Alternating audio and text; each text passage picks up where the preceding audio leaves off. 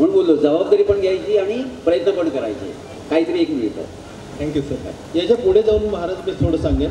पु ल देशपांड्यांचं एक वाक्य आहे, फार फार प्रसिद्ध वाक्य.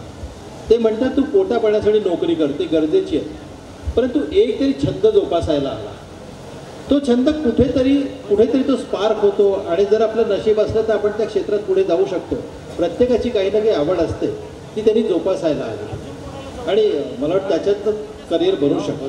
नक्की नक्की बोल.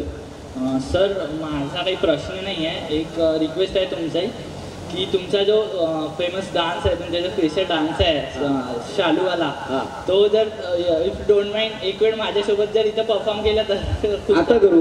मला काय स्टेप माहिती कसं करायची?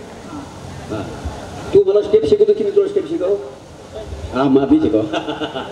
रेडी लावतोय मी म्हटलं